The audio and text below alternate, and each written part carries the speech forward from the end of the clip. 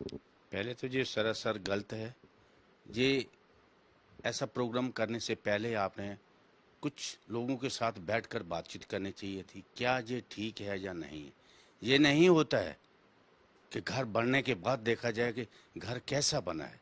बनाने से पहले उसको विचार वटांदरा किया जाए, उन लोगों की राय ली जाए, ताकि जे जो कि अगर अंग्रेजों ने 250 साल राज करके ऐसा तोहफा नहीं दिया था इंडिया को, जो कि आज हमारे देश के उच्च अधिकारियों ने, हमारे देश के प्रधानमंत्री जी ने ये किया है कि ऐसा होना चाहिए। ये सरासर गलत है और ये नहीं होना चाहिए। युवा में रोष ये जबरदस्त पैदा होगा और एक बवाल आ जाएगा इंडिया में कि ये जो काम कर रहे हैं। यानी कि आपको लगता है कि ये जो योजना आई है जिसकी घोषणा केंद्र सरकार ने की, देश के रक्षा मंत्री राजनाथ सिंह जी ने की, आपको लगता है कि कहीं ना कहीं इस योजना की घोषणा करने से पहले इस पर काफी मंथन होना चाहिए था, बातचीत होनी चाहिए थी? बिल्कुल बिल्कुल होनी चाहिए थी। अगर वो पास हो जाता तब इसको लागू करने में या कहने में कुछ अच्छा लगता था। अभी कर कुछ रहे हैं, हो कुछ रहा है। ये तो एक डिक्टेटरशिप है कि ये होगा, लागू करके ही छोड़ेंगे।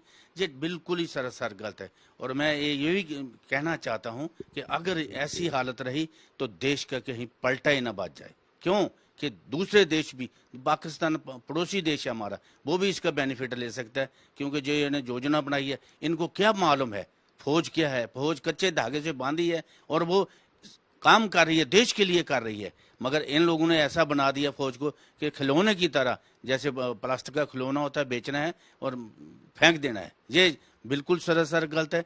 हम इसके फेवर में नहीं है। पूरी आर्मी है जो रिटायर भी हैं, हम भी इसके फेवर में नहीं है कि उन बच्चों को 4 साल के बाद निकाला जाएगा। जब वो 24 साल होगा वो घर आ जाएगा और फिर इनकी जान को रोएगा। जो चीफ बैठे हैं उनको, उन्होंने क्या बोला? वो कभी गवर्नमेंट के अपोजिशन बोल सकते हैं? कभी नहीं बोल सकते हैं। वो हाँ हाँ के साथ हाँ मिलाई गई है।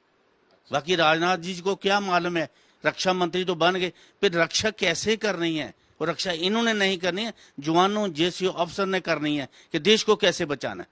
वो तो बैठे हैं दिल्ली में, वो तो एसी में बैठे हैं, जवान सरहद के ऊपर मर रहा है और ये देश को बचाने के लिए एक खून बहा रहा है। तो ये बैठे उधर अपने बना लेते हैं, छोटी सी स्ट्रेटेजी बना ली और चलो जी ये लागू अग्नि योजना। ये कौन से भाषण है? अग्नि योजना। अरे मैदान में जाओगे पता तब चलता है। अग्नि तो तब पता चलेगा आग कैसे लगती है और जलता कैसे है आदमी।